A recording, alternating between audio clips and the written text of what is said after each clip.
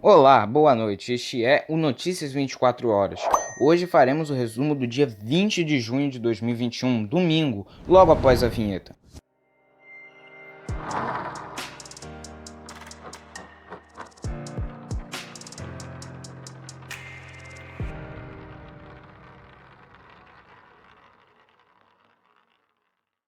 Bem, vamos começar o nosso resumo de notícias de hoje, mas já peço para você deixar o seu like, se inscrever no canal, compartilhar esse resumo de notícias e também ativar o sininho das notificações, porque ajuda o canal a crescer e você não vai perder nenhum vídeo do nosso canal. Vamos começar com os números da Covid. Hoje o país registrou 1.050 mortes por Covid-19 nas últimas 24 horas, totalizando neste domingo 501.918 óbitos desde o início da pandemia. Com isso, a média móvel de mortes nos últimos 7 dias chegou a 2.063. Em comparação à média de 14 dias atrás, a variação foi de mais 24% e indica a tendência de alta nos óbitos decorrentes do vírus. Em casos confirmados desde o começo da pandemia, 17.926.393 brasileiros já tiveram ou têm um novo coronavírus, com 45.348 casos confirmados no último dia. A média móvel nos últimos 7 dias foi de 73.200 novos diagnósticos por dia. Isso representa uma variação de mais 17% em relação aos casos registrados em 2 semanas, o que indica tendência de alta também nos diagnósticos. O balanço da vacinação contra a Covid deste domingo aponta que mais de 87 milhões de doses da vacina foram aplicadas no Brasil, desde janeiro, quando começou a vacinação. De acordo com os registros, 63.187.356 pessoas já receberam a primeira dose da vacina contra a Covid, segundo dados divulgados até às 8. O número representa 29,84% da população brasileira, quase 30%. A segunda dose já foi aplicada em 24.280.894 pessoas, 11,47% da população do país em todos os estados e Distrito Federal. De ontem para hoje, a primeira dose foi aplicada em 481.273 pessoas e 37.342 delas receberam a segunda dose, com um total de 518.615 doses aplicadas neste intervalo. Vamos agora para outra notícia. Bem, um avião com cerca de 842 mil doses da vacina produzida pela Pfizer pousou na tarde deste domingo no Aeroporto Internacional de Viracopos, em Campinas. Este é o primeiro carregamento enviado ao país pela farmacêutica por meio do consórcio global COVAX Facility. Outros 14 lotes do imunizante contra a Covid-19 já foram recebidos, todos pelo contrato direto com o Ministério da Saúde. O voo vindo de Miami, dos Estados Unidos, pousou em Viracopos por volta das 4h15 da tarde, segundo a assessoria da Pfizer. O descarregamento foi acompanhado pela Polícia Federal, que também fará a escolta da carga até Guarulhos, onde fica o centro de distribuição do Ministério da Saúde. Até a chegada da vacina da Pfizer neste domingo, o Ministério da Saúde havia recebido e distribuído cerca de 5 milhões de doses do consórcio global liderado pela OMS e a Aliança Gavi. Nos lotes anteriores, todas as doses eram da AstraZeneca Oxford, fabricada na Coreia do Sul. O contrato com a COVAX prevê 42,5 milhões de doses de vacinas da Covid-19 até o fim do ano. A Secretaria Municipal de Saúde do Rio de Janeiro vacinou 1.600 moradores da ilha de Paquetá com mais de 18 anos neste domingo contra a Covid. A imunização em massa dos moradores fez parte do projeto Paquetá Vacinada da Prefeitura do Rio em parceria com a Fundação Oswaldo Cruz. Os moradores da ilha receberam a primeira dose da AstraZeneca. A presidente da Associação de Moradores, Conceição Campos, foi a primeira a ser vacinada pelo ministro da Saúde, Marcelo Queiroga. A previsão da prefeitura é de que até setembro todos os 3.530 moradores maiores de 18 anos tenham recebido as 2 doses da vacina. O prefeito Eduardo Paes disse que pretende fazer um carnaval fora de época, evento teste, na ilha após a imunização da população. Só quem estiver completamente imunizado poderá participar, e depois do evento os moradores continuarão a ser monitorados. A vacinação contra a Covid-19 de indígenas que moram em aldeias nos estados da chamada Amazônia Legal, nos estados do Pará, Mato Grosso, Maranhão, Amapá, Amazonas, Rondônia, Roraima, Acre e Tocantins, atingiu a cobertura de 77% para a primeira dose e para a segunda 62%. Os dados são da plataforma oficial do Ministério da Saúde, compilados até essa sexta-feira. A cobertura vacinal dos indígenas nesta região está cerca de 10 pontos percentuais abaixo da registrada entre povos tradicionais de todo o país. A taxa de 83% para a primeira dose e 72% para a segunda. O grupo é considerado prioritário pelo PNI. Uma análise por micro-regiões, entretanto, mostra que o índice não corresponde à realidade de todos os povos indígenas da floresta. Na verdade, há um abismo entre as aldeias. De acordo com especialistas envolvidos na campanha, o principal fator é a influência religiosa. As regiões onde há uma presença maior de pastores contrários à vacinação são as que têm menores taxas. Acre e Pará são os estados com os distritos indígenas com índices mais baixos. Eles não chegaram a 60% de indígenas vacinados na segunda dose, até 20 pontos percentuais abaixo do que é visto nas etnias de todo o Brasil.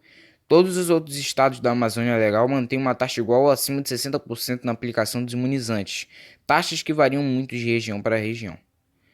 A China ultrapassou hoje a marca de 1 bilhão de vacinas aplicadas contra a Covid, aponta o balanço da plataforma World in Data, ligado à Universidade de Oxford.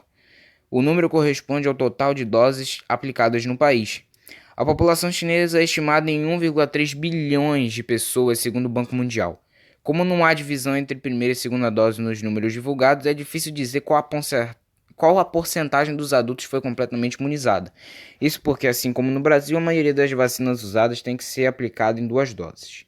De acordo com a plataforma World in Data, o país lidera com folga o ranking de vacinação mundial, bem à frente dos Estados Unidos, que aplicou 316 milhões de doses, e a Índia com 266 milhões de doses.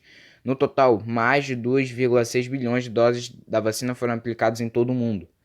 Proporcionalmente, no entanto, a China fica atrás dos Estados Unidos, que é 95 vacinados a cada 100 habitantes, Reino Unido 108 a cada 100 e Israel 123 a cada 100, com 70 doses aplicadas a cada 100 habitantes. Aí a China fica nesse meio, que fica com 70 doses aplicadas a cada 100, e à frente do Brasil, que fica com 40 a cada 100 habitantes vacinados, e a Índia 19 a cada 100 habitantes vacinados.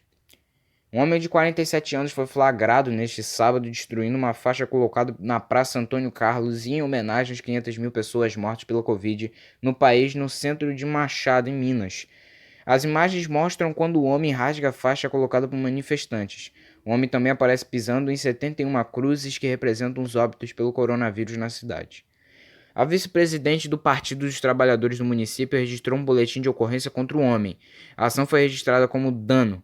Segundo o BO, em outro vídeo, um homem faz críticas e ameaças contra as pessoas do partido. Abre aspas, recebi o vídeo por volta das 22 horas. Uma vereadora aliada do nosso partido então foi ao local e recolheu o resto que ficou por lá e hoje registramos o BO. Eu me senti totalmente ofendida. Ele poderia ter se manifestado da forma que ele quisesse, mas não atrapalhando a nossa. Foi uma ofensa à democracia, fecha aspas, afirmou Larissa Silva de Souza, vice-presidente do PT em Machado. A faixa foi colocada neste sábado na cidade por um grupo de manifestantes que se organizaram para realizar uma manifestação silenciosa para alertar a população sobre o número de mortes em decorrência da Covid-19 no Brasil. A ação faz parte dos atos realizados em todo o país contra o presidente Jair Bolsonaro e a favor de mais vacinas. Um navio de carga colidiu e destruiu um terminal de passageiros da balsa entre Santos e Guarujá, no litoral de São Paulo, na tarde deste domingo. Segundo o Departamento Hidroviário, a travessia ficou paralisada por cerca de 1 hora e 20 minutos devido ao acidente, mas ninguém se feriu. Segundo apurado, o acidente aconteceu por volta das 14 horas, 2 da tarde, no terminal de travessia de balsas de bicicletas. Um navio de carga supostamente desgovernado atingiu o pier de atração e destruiu a estrutura. O Departamento Hidroviário informou que um navio bateu e danificou a plataforma de embarque de ciclistas no lado Guarujá. As equipes do DH trabalharam para a retomada do serviço com segurança aos usuários desde as 1h50 da tarde. O serviço retomou pouco depois das 3 da tarde. As causas serão apuradas pela Capitania dos Portos, que foi acionada e está indo ao local, com apoio da Marinha para apurar os fatos. Ainda não há informações sobre o que poderia ter causado o acidente. Imagens obtidas pelo canal mostram o momento em que o barco colide com o pia e arrasta parte do equipamento, enquanto outra parte fica submersa no mar. As pessoas que estavam próximas ao local correram assustadas. Bem, esse GIF, né, eu tô já colocando aqui no vídeo e vocês estão acompanhando até o final desta reportagem. Morreu aos 73 anos neste domingo Ricardo Carvalho, jornalista, escritor, roteirista e diretor de documentários, diretor licenciado da Associação Brasileira de Imprensa, ABI, em São Paulo e conselheiro do Instituto Vladimir Herzog. Ele deixa a filha Júlia.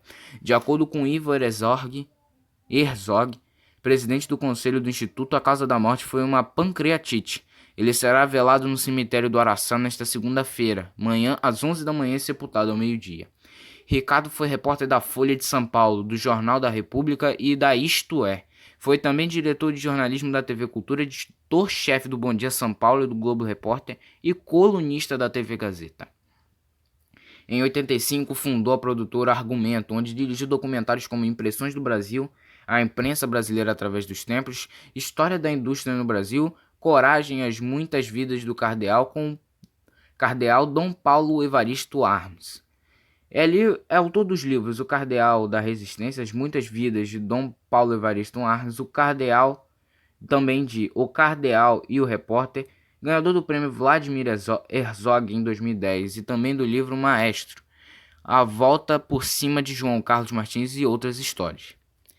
12 pessoas, sendo 10 crianças e 2 adultos, morreram no sábado em um acidente de carro no Alabama, nos Estados Unidos. O acidente envolveu 18 veículos. As autoridades suspeitam que os motoristas tenham perdido o controle dos veículos devido a uma tempestade. A região sudeste dos Estados Unidos foi atingida pela tempestade tropical Claudette, que já causou enchentes e tornados. A suspeita é que os automóveis podem ter perdido a aderência ao asfalto devido à aquaplanagem, causando um engavetamento.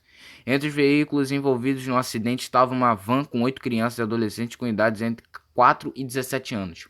O veículo pertencia a uma associação que oferece assistência a meninas em idade escolar que foram abusadas ou negligenciadas. O acidente ocorreu por volta de 2h45 da tarde no horário local, na rodovia Interestadual 65 entre Greenville e Fort Deposit. Segundo o xerife que falou à imprensa, o local do ocorrido foi uma ladeira que terminava em uma ponte sobre um riacho. Mesmo com as medidas para evitar racionamento, os reservatórios das hidrelétricas do Sudeste e do Centro-Oeste devem terminar o ano em uma situação preocupante, embora suficiente, segundo a avaliação do Operador Nacional do Sistema Elétrico, a ONS, para assegurar o fornecimento de energia em 2021. Os reservatórios do Sudeste e do Centro-Oeste são responsáveis por cerca de 70% da energia produzida em todo o país. Segundo o diretor-geral da ONS, Luiz Carlos Ciotti, esses reservatórios devem chegar a novembro com 10,3% da sua capacidade. Isso se o plano de ações desenhado pelo governo e órgãos do setor for bem sucedido. Será o menor nível mensal em 20 anos. Caso as ações não surtam efeito, o nível dos reservatórios pode cair para 7,5%, percentual em que o sistema de geração de energia entraria em colapso. Abre aspas, com as ações que propomos e estamos realizando, a gente consegue chegar a 10,3% de armazenamento, que ainda é um nível preocupante, mas que nós não teremos nenhum problema de energia ou de potência ao final de novembro de 2021. Fecha aspas, afirmou Ciotti durante a audiência pública na Câmara dos Deputados nessa semana. Realmente, porque em novembro a gente já entra na primavera, né? E começa a haver mais calor e mais fonte de chuva por causa do tempo que muda. E pode acontecer mais tempestades devido ao vapor do calor. A cúpula da CPI da Covid vai aprofundar as investigações sobre a atuação de Alex Lial Marinho, ex-coordenador-geral de aquisições de insumos estratégicos para a saúde do Ministério da Saúde. Integrantes da cúpula da CPI afirmaram aqui que por meio dessa nova linha de apuração pode ser possível entender por que o governo federal priorizou a vacina indiana Covaxin com a atuação direta do presidente Jair Bolsonaro. As doses da Covaxin são as mais caras, o prazo de entrega é mais longo e a negociação para a importação envolveu uma empresa intermediária. Precisa medicamentos, o que foge ao padrão das negociações e contratos de outras vacinas. Senadores decidiram pedir a quebra dos sigilos de Lial Marinho após o servidor do Ministério da Saúde ter afirmado em depoimento ao Ministério Público Federal, MPF, que sofreu pressões anormais para superar entraves da Covaxin na Anvisa.